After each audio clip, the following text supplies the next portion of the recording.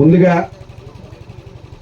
మన యూనియన్ని చూసి లంకిలపాలెం నుంచి ఇచ్చేసిన సభ్యులందరికీ మన అనకాపల్లి యూనియన్ తరఫున ప్రత్యేక ధన్యవాదాలు తెలుపుతున్నామండి. అలాగే ఘాట్ రోడ్ జంక్షన్ నుంచి కూడా మన యూనియన్ని చూసి ఏ విధంగా ముందుకెళ్తే బాగుంటుందని చెప్పేసి మనల్ని అడగడం జరిగింది. నిన్న అడిగితే ఇలా రేపు మీటింగ్ పెడుతున్నాం, మీటింగ్కి రమ్మని కూడా చెప్పడం జరిగింది. ఆ మీటింగ్కి ఇంచుమించుగా ఘాట్ రోడ్ జంక్షన్ నుంచి 10 మంది సభ్యులు అయితే రావడం జరిగింది. వారికి కూడా మన Anakapalli mobile sale service welfare association union నుంచి ప్రత్యేక ధన్యవాదాలు తెలుపుతున్నామండి.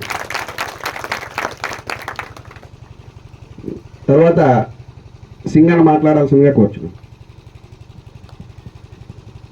అందరికీ ధన్యవాదాలండి. మ్యాక్సిమం అన్ని టాపిక్లు కూడా మన బుజ్జన్ని కవర్ చేస్తారు. రైట్, అయితే ఇప్పుడు ఘాట్ రోడ్ నుంచి వేరే షాప్లలో వచ్చారని చెప్పి మనం పరిచయం చేస్తున్నాం కదండి. అంటే ఆయన ఫోన్ చేసి అడిగారు, మనకి మేము కూడా కొంచెం ఇబ్బంది పడుతున్నాము మీలాగే. ఒకప్పుడు ఒక 1 year బ్యాక్ మనం ఎలాంటి ప్రాబ్లమ్స్ ఫేస్ చేస్తాం అటువంటి ప్రాబ్లమ్స్ వాళ్ళు ఫేస్ చేస్తున్నారు అన్నారు. మేము కూడా ఒక యూనియన్గా ఫామ్ అవుదాం అనుకుంటున్నాం అన్నారు. కానీ అదే ఆ వ్యక్తి ఒక 1 year బ్యాక్ నన్ను అడిగితే కనుక నేను ఇలా మీటింగ్కి రమ్మని అయితే నేను చెప్పలేమండి. అంటే మనలో మనకు అంత కాన్ఫిడెన్స్ లేదు 1 year బ్యాక్. కానీ ఈ 1 సంవత్సరంలోనే మనలో వచ్చిన మార్పు ఎలా ఉందంటే చాలా సఖ్యతగా చేసుకోగలుగుతున్నాం. అంటే ప్రతి యూనియన్లోని ప్రతి దాంట్లోని పాడు చేసేవాడు ఉంటాడు, బాగు చేసేవాడు ఉంటాడు. రెండు అనేది సహజంగా జరుగుతూ ఉంటాయి. ఆ పాడు చేసేవాళ్ళు మనం కరెక్షన్ చేసుకుంటూ వచ్చే విధానం మన యూనియన్ చాలా స్ట్రాంగ్ అయిందండి. బుజ్జని ఏదైతే ఎంత బాధపడ్డాడో ఆ రేట్ల గురించి వాటి గురించి ఈ మధ్య కాలంలో మనం చూసినట్టయితే చాలా చాలా బెటర్గానే ఉన్నాం. మనం ఒకప్పుడు కంటే ఇప్పుడు చాలా బెటర్గా ఉన్నాం. అంటే ఇలా ఎంత మార్పు కనిపిస్తుందంటే అండి, ఒక పళ్ళు షాప్ దగ్గరికి వెళ్ళాం మనం, బండి దగ్గరికి వెళ్ళి 100 రూపాయలు అడిగితే ఒక 4 జాంకాయలు ఇచ్చాడు అనుకోండి. ఆ పక్కోడు 10 జాంకాయలు ఇచ్చాడు అనుకోండి. ఈ 4 జాంకాయలు కొనుక్కొని వచ్చిన వ్యక్తిని మనం ఏమంటామండి, ఏం చెప్తాం, ఆ షాపుడు మీ దగ్గర డబ్బులు తెంగాడు అంటాం కదండి. జనరల్గా 2 జాంకాయలు తేడా వచ్చాయి అనుకోండి, ఇక్కడ 4 ఇచ్చాడు అక్కడ 5 ఇచ్చాడండి, ఏమంటాం, సరే ఆడి దగ్గర ఏదో చిన్న తేడా వేరియేషన్ వచ్చిందండి. అది ఒక 1 year బ్యాక్ ఇదే మనకి ఎక్కువ వినిపించిందండి. ఒకళ్ళ దగ్గర ఒక వస్తువు 10 రూపాయలు ఉంటే పక్క షాప్ దగ్గరికి వెళ్తే 3 రూపాయలు 4 రూపాయలు, అంటే ఎంత ఇంచుమించు 5 రూపాయలు 6 రూపాయలు తేడా వచ్చేది. వస్తే ఏదైతే మెయిన్ ఎక్కువ రేట్ చెప్పిన వ్యక్తి ఎవరైతే ఉన్నారో కస్టమర్ దగ్గర బ్యాడ్ అయిపోయేవాడు. చాలా దారుణంగా, అంటే రిపిటేషన్ అయ్యేది కాదు, కస్టమర్ రిపిటేషన్ అయ్యేది కాదు. ఒక దాని తాలూకా వస్తువు రేట్ చెప్దాం అంటే భయం అనిపించేది. కానీ ఇప్పుడు అయితే ఆ ప్రాబ్లం అయితే లేదు. అటువంటి ప్రాబ్లమ్స్ కొన్ని షాపులో ఫేస్ చేస్తున్నారు. అంటే మన అనకాపల్లి అయితే లేదు, చుట్టుపక్కల ఏరియాలో కొంతమంది ఫేస్ చేస్తున్నారు. వాళ్ళు కూడా కొంచెం కరెక్షన్ చేద్దాం ఉద్దేశంతో ఈరోజు రమ్మని చెప్పాము, వాళ్ళు కూడా రమ్మని చెప్పాము. మెయిన్ ఇంకోటి చెప్తానండి, మన యూనియన్ని మనం ఎలా ఫీల్ అవుతున్నాం అనేది. యాక్చువల్గా నేను నిన్న విజయనగరంలో అండి, మా పెద్దమ్మ గారికి బాగాలేదు, కొంచెం సీరియస్గానే ఉన్నది.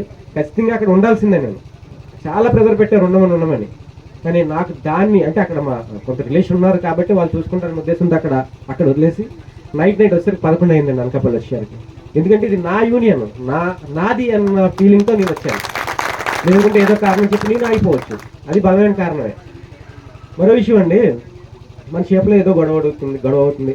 మన కుర్రాడు ఉన్నాడు, ఏదో తప్పు జరిగింది, కస్టమర్ గట్టిగా వచ్చి మాట్లాడుతున్నాడు, మీరు ఏదో అప్పుడే బయటికి వెళ్ళారు. షాప్లోకి వచ్చిన తర్వాత మీరు కస్టమర్తో మాట్లాడుతుంటే కస్టమర్ మిమ్మల్ని అడిగాడు ఎవరు నువ్వు అని, మీరేం చెప్తారండి? ఏం చెప్తారు? నువ్వు కూడా మాట్లాడడానికి అంటే మీరేం చెప్తారు? నాది షాపు, నేను ఓనర్, నేను మాట్లాడతాను. సో ఇది యూనియన్ కూడా నాది అన్న ఫీలింగ్తో ఉన్న వాళ్ళు మాత్రమే మన దాంట్లో ఉండగలరండి. సో నాది అన్న ఫీలింగ్తో ఉండండి.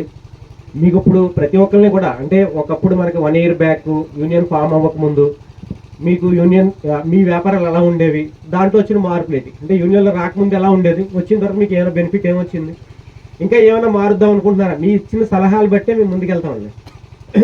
మీకు అందరికీ ఏవో రకాల ప్రాబ్లమ్స్ ఉండొచ్చు, కానీ మనమే ఫీల్ అవుతుంటాం, ఇలా జరిగితే బాగుండు అలా జరిగితే బాగుండని. వాటి గురించి కూడా ఒకసారి మీరు మాట్లాడండి. ఇప్పుడు మీ అందరికీ కూడా సలహాలు సూచనలు ఇస్తే దాన్ని ఇంప్లిమెంట్ చేయడానికి మాకు కూడా అవుతుంది. సో ఎప్పుడైతే మేము 15 సంవత్సరాల క్రితం నుంచి కూడా ఈ యూనియన్ గురించి ఇంతలా ఎందుకు కష్టపడుతున్నాం అంటే, రాబోయే జనరేషన్ అంతా కూడా ఇప్పుడు చూడండి, ఆన్లైన్ మార్కెట్ బాగా ఓపెన్ అయిపోయింది కదా. రాబోయే జనరేషన్ ఇంకా ఎక్కువ మార్పులు వస్తాయండి, వ్యాపారం ఇంకా కొంచెం ఎక్కువ ఓపెన్ అవుతుంది. కానీ వాటిని మనం తట్టుకోవాలనుకుంటే మనం సమిష్టిగా ఉండగలిగితే దాన్ని తట్టుకోగలుగుతాం. ఇదే జీవితం, ఇదే లైఫ్ అని మనం బతుకుతున్న వాళ్ళందరూ కూడా, దీని మీద బతుకుతున్న వాళ్ళంతా కూడా దీనికి వాల్యూ ఇవ్వండి, విలువ పెంచండి. ఒకప్పుడు చెప్పారు మన బుజ్జని చెప్పినట్టు, ఒకప్పుడు సెల్ షాప్ అంటే చాలా విలువగా ఉండదండి, చాలా వాల్యుబుల్గా చూసేవారు. అంటే నాకు 20 years బ్యాక్ నుంచి మొబైల్ ఫీల్డ్లో ఉన్నాను కాబట్టి ఎక్కడెక్కడికో పల్లెటూరులో వెళ్ళినా సరే అన్య సింగని అని గౌరవించేవారు, పిలిచేవారు. కానీ ఈ మధ్య కాలంలో ఎక్కువగా అయిపోయింది కాబట్టి, వ్యాపారాలు ఎక్కువ అయిపోయినాయి కాబట్టి ఆ వాల్యూ అనేది తగ్గుతుంది. చాలా వాల్యూని తగ్గించకుండా మనం ఉంచుకోవాలనుకుంటే ఓపెన్ అవుతున్న వ్యాపారాన్ని కట్టడి చేయండి. మరి ఎక్కువ మార్జిన్లు తేడా రాకుండా ఒక 100-150 మార్జిన్ అనేది సహజం అది. మరి ఎక్కువ తగ్గించుకోకుండా రూపాయి డబ్బులు తినండి. మార్కెట్ ఉన్నప్పుడే తినగలం. రేపు పొద్దున్న ఫ్యూచర్ ఎలా ఉంటుందా లేదనేది మనం చెప్పలేము. వ్యాపారాలు ఎప్పుడు ఒకేలా ఉంటుంది అనుకోలేము. కాబట్టి బాగా సహకరించండి. మేము ఇప్పుడు ఈ యూనియన్తో ఏదైతే మేము యాక్టివిటీస్ చేస్తున్నామో, ఒకప్పుడు ఒక 15 years బ్యాక్ అయితే ఇంకా చాలా అగ్రెసివ్గా ఉండేదండి. ఒక 10 మంది ఉండేవాళ్ళం మేము.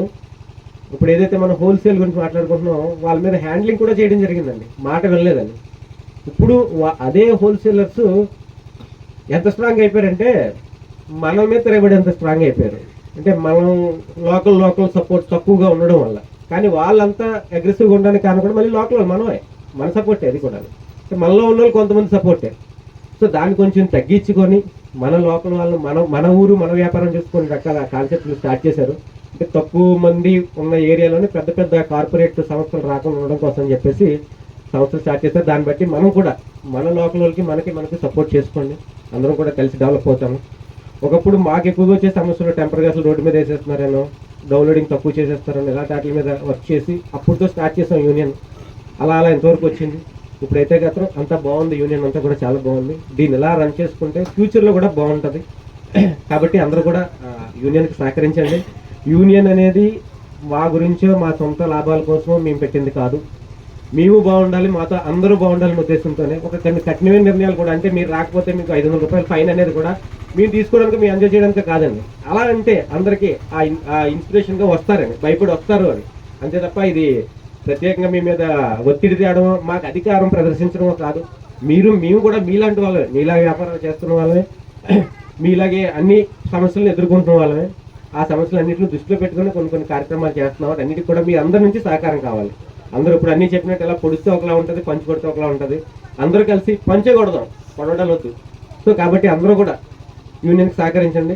ఇప్పుడు ఎవరికైనా ఏమైనా లాస్ట్లో మాట్లాడదాం, ఎవరైనా ఏమైనా ఇంప్లిమెంటేషన్ చేద్దాం అనుకుంటున్నారా, దాంట్లో ఏమైనా మార్పులు చేర్పులు చేద్దాం అనుకుంటున్నారా, మీకు వచ్చిన బెనిఫిట్ ఏమనిపించింది, యూనియన్ ఒక 1 year బ్యాక్ ఎలా ఉండేది, ఇప్పుడు వ్యాపారాలు ఎలా ఉన్నాయి, ఏదైతే చిన్న మార్పులు కనిపిస్తే మీ నుంచి కూడా మాకు ఆ ఫీడ్బ్యాక్ వస్తుంటే ఇంకా మీ ముందుకు వెళ్ళడానికి బాగా ఉపయోగపడుతుంది, మాకు బూస్టింగ్ అవుతూ ఉంటుంది. అయితే ఈ యూనియన్ ఎంత స్ట్రాంగ్గా ఉండడానికి కూడా మేజర్గా ప్రతి దాంట్లోనే ఒకరు యాక్టివ్ పర్సన్ ఉంటారు. ఈ యూనియన్ ఎంత స్ట్రాంగ్ అవ్వడానికి కూడా మేజర్గా, అంటే పదే చెప్తాను కాదు కానీ మధు ఈ యూనియన్ని ఎంత స్ట్రాంగ్ ఉండడానికి కారణం అయితే మధు గారండి. ప్రతిదీ ఏదో టైంలో చల్లారిపోతూ ఉంటుంది. మీరు ఎలా చల్లారిపోతూ ఉంటే తప్పమని మళ్ళీ నెగ్గొడుతుంటాడు అందరినీ. సో దీని గురించి ఏం చేస్తారు, దాని గురించి ఏం చేస్తారని చెప్పేసి అందరినీ యాక్టివ్ చేస్తూ ఇంతవరకు రావడానికైతే మేజర్గా మధు ఒక సహకారం చాలా ఎక్కువ ఉన్నదండి. సో అందరితో పాటు మా ప్రసాద్ అన్నయ్య మాకు కొండంత బలం ఏంటంటే ఏదైనా కార్యక్రమం చేయాలంటే తప్పని ముందుకెళ్ళాలి అంటే మేము ఆలోచించవసలేదు. అన్నీకి ప్రసాద్ అన్నీకి ఒక మాట చెప్పేసి తప్పని ముందుకు వెళ్ళిపోతాండి. అంటే బ్యాక్ హ్యాండ్ అంత స్ట్రాంగ్ మనకి సపోర్ట్ ప్రసాద్ అన్నయ్య గారు. సో ప్రసాద్ అన్నయ్య గారు కూడా నిజంగా ధన్యవాదాలండి. సో వేదిక ఉన్న అందరికీ కూడా ధన్యవాదాలు. ప్లస్ అందరూ వచ్చారు. మరొక మీటింగ్ మళ్ళీ చేసుకునేటప్పుడు కూడా చాలా సంతోషంగా హ్యాపీగా మనం ఎంజాయ్ చేసే విధంగా చేసుకున్నాం. అంతకుముందు కూడా సమస్యల గురించి మాట్లాడుకున్నాం. ఈసారి వచ్చేసరికి కొన్ని సమస్యలు తగ్గాయండి. సమస్యల గురించి ఎక్కువ మాట్లాడుకోవట్లేదు. మన ఇంప్లిమెంటేషన్ ఏం చేసాం దాని గురించి మనం మాట్లాడుకుంటున్నాము. నెక్స్ట్ మరొకసారి మళ్ళీ యూనియన్ మీటింగ్ పెట్టుకునేటప్పుడు మాత్రం అందరూ హ్యాపీగా ఎంజాయ్ చేయడానికి మాత్రమే పెట్టుకుందాం. సో నాకు అవకాశం ఇచ్చిన అందరికీ ధన్యవాదాలు. Thank you.